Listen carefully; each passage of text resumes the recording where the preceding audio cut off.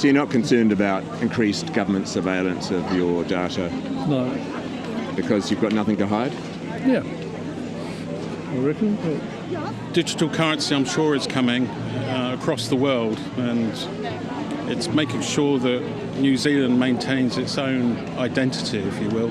And we're actually doing something about digital ID. Digital ID? Yeah, do you have Sure, yes, please. Yeah. Oh, he's going on Cool. the YouTube. All right.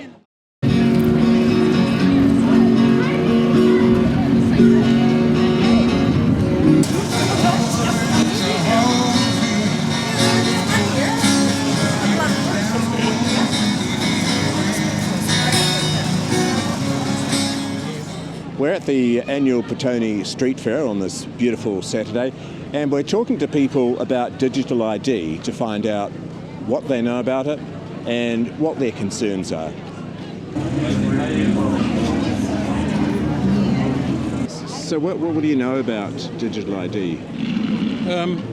Well, I mean, it can be a good thing and a bad thing. So I think for somewhere like New Zealand, or any sovereign state really, should keep control of their own data. I think there are good points to having a centralised ID environment for things around health and stuff like that, and taxes and all that. But I have heard it's coming, and I don't really like the idea of bringing in a digital ID for controlling, what you buy and what kind of services you can access. I think that's sort of contrary to foundations that our country was founded on, freedom to be able to associate and buy and sell and move around without being tracked and traced. All right, so what are your concerns about digital ID? My concern is that it would become a key part of an overall surveillance system, and the digital ID makes it easier to bring all the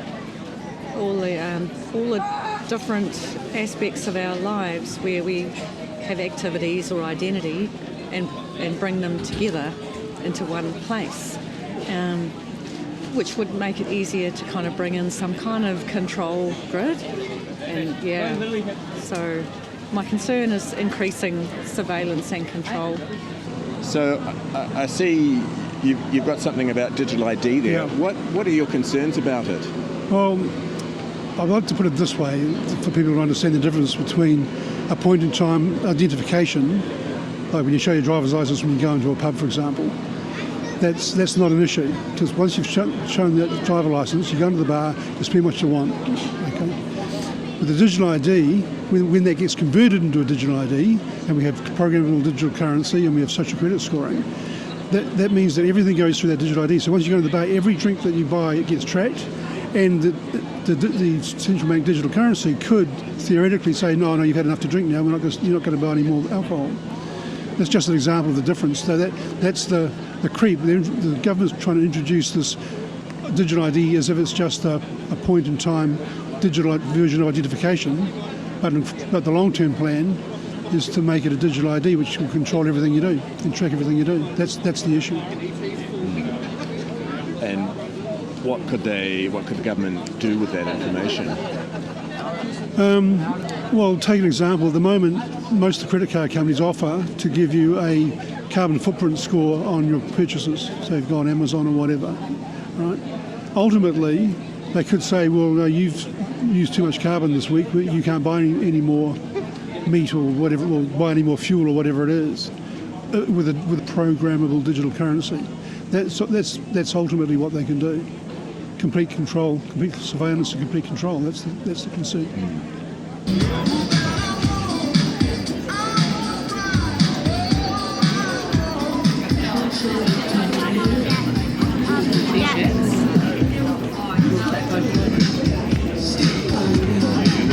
We are not from here. That We just doesn't arrived, so No, that doesn't matter. I mean, your experience overseas is appreciated. Okay. Yeah. And what was your experience in China?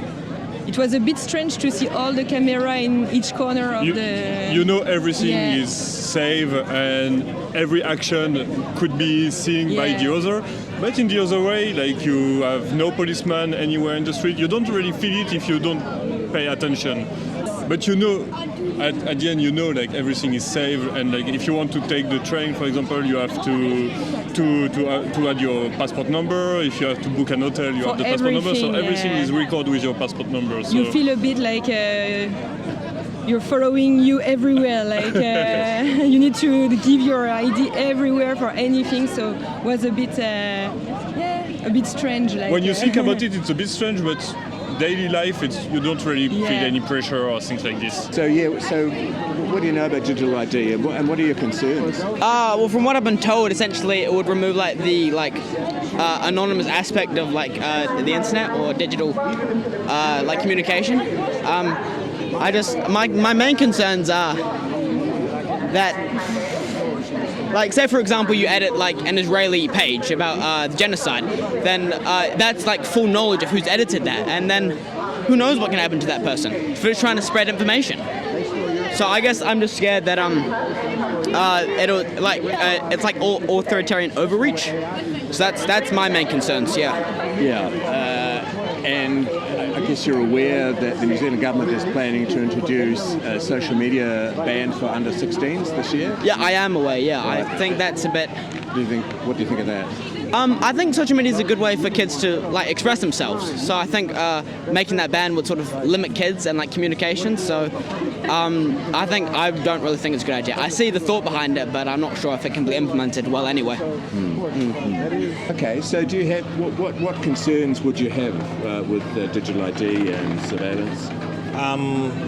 The main concern would be if all your information is leaked. I mean, we get a lot of hackers now, you know.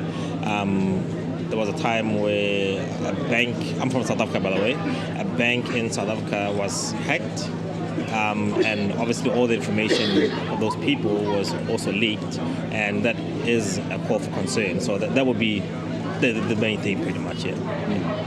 What about privacy? Are you worried about privacy? Privacy doesn't really concern me. I mean, it is a concern, truth be told, but people always say a lot of things about privacy. Don't get me wrong, right? Privacy is your own privacy. But for me personally, not really. I mean, I don't think I have anything to hide, you know?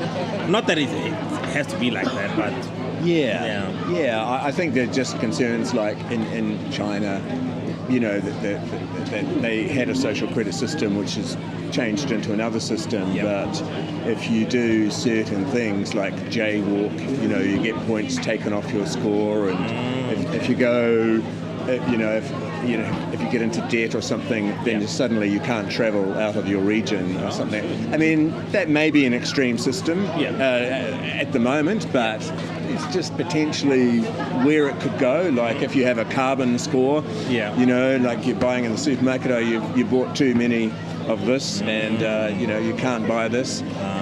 It's a worst case scenario, but I guess the question is, can we trust our governments to always be thinking about our rights and our privacy? Don't take this the wrong way, but how many people trust the government that you know of? I think, I know what you mean. Yeah. You're saying that they don't trust, but I think maybe they trust the government system. Sort of, kind of.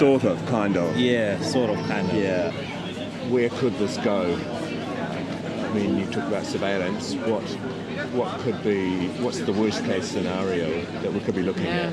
Well, I mean, the worst case scenario really is, once everything is known about you and where you go, what you do, what you consume, who you know, what you say, everything, then you can be that would make it easy to bring in some kind of behaviour scoring system. And it's not just this cute thing, you know, where you get a little score like in a classroom. The scores actually can lead to restrictions, rationing, and just increasing loss of access to services. So you're not worried about the real me stuff? Yeah, or the conglomeration of digital ID information. It's a balance, I suppose, of how useful it is and to us rather than how risky it is. I'd be concerned that anything like that can be stolen digitally. Yeah, people can hack into stuff anywhere. I think people need a certain level of privacy. I mean, things that, like today, for example, things that was unimaginable to even talk about 10 years ago. Now you can actually get jailed in some parts of the world for just mentioning them. People in the UK have been jailed for their opinion, which is absurd. They're not actually doing any threats of violence. In fact, some people have been jailed for longer for an opinion than people have actually done acts of violence. So I think if they start having digital ID to track every single thing you've said anywhere, like potentially 10 years' time, that could come back to hurt you really bad. Yeah, well, the government is planning to introduce a bill this year to ban social media to under 16s. Yeah, well, that's absurd as well. I mean, it should be a parent's responsibility to decide and control that. Some people are very mature at 13, other people are still immature at 25. I'm not sure. I think it just reminds me of like the Patriotic Act when it was over in the States, when after 9/11 it was like we need more surveillance for security, and it's like maybe it's a bit of an overreach, maybe it's not for security, maybe it's for other purposes. So I think maybe there's an ulterior motive to this digital ID or this digital driver's license. I have a question for you. How old are you? I'm 14. 14? Yes. How did you find out about this topic? I actually found it through social media, and I found that interesting, so I went on research there, and I was like, oh, this is just weird. So so I'm always trying to be involved, so, Good on you. And do you have friends who are aware of the same thing, or do you feel like you're alone on this? No, I have two of my best friends are also very involved, so I can have engage in conversations with them, so I'm not alone, so I feel confident in that, yeah. I have concerns about where the world's at with that. Yeah, what are they?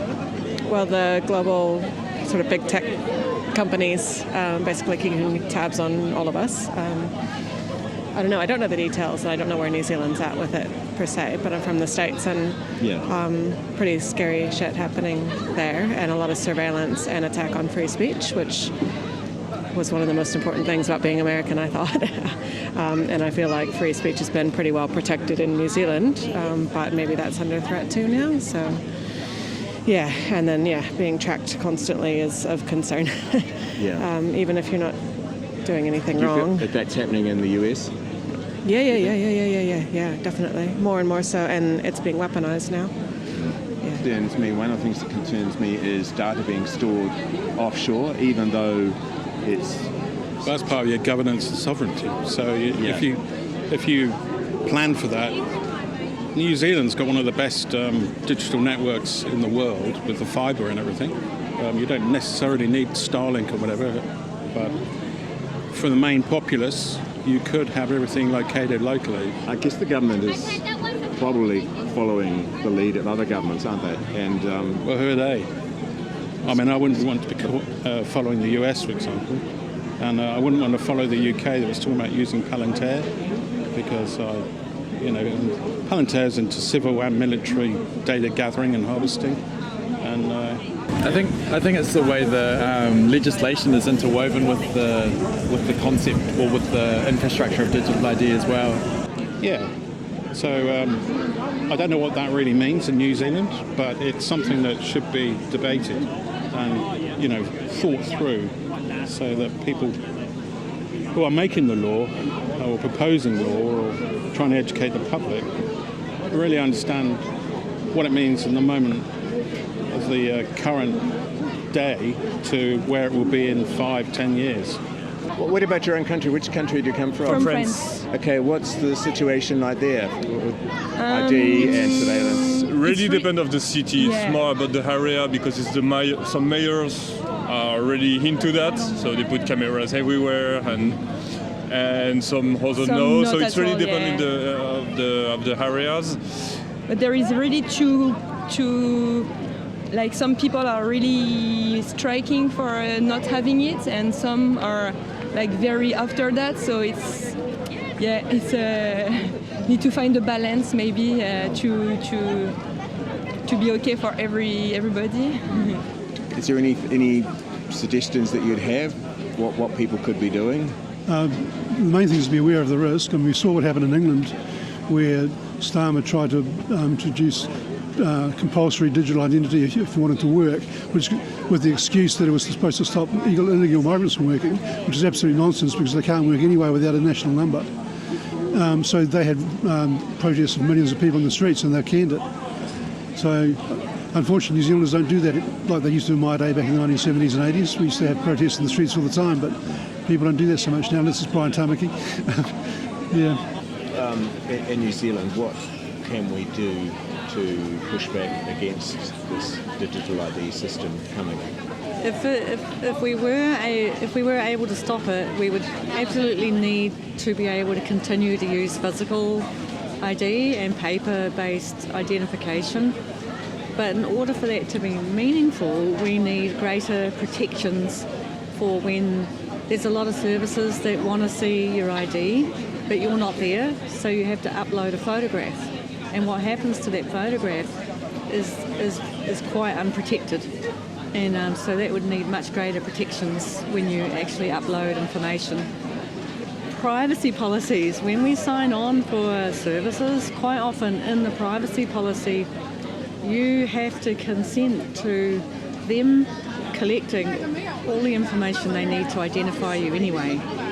So I think we need a lot more oversight of what businesses are allowed to ask you in their privacy policies, given that we know most people don't read them. So I think better, greater protections are needed there. What else can we do to push back? Use cash. It's another big one. It's kind of the last frontier of transactional anonymity is using cash. Develop local currencies. Strengthen your community interactions, bartering, exchanges and so on. Yeah. So you're not concerned about increased government surveillance of your data? No. Because you've got nothing to hide? Yeah. I reckon. No, I suppose it could be blackmailed or something or other. But, so yeah, you want to have an opt-out option. Yeah.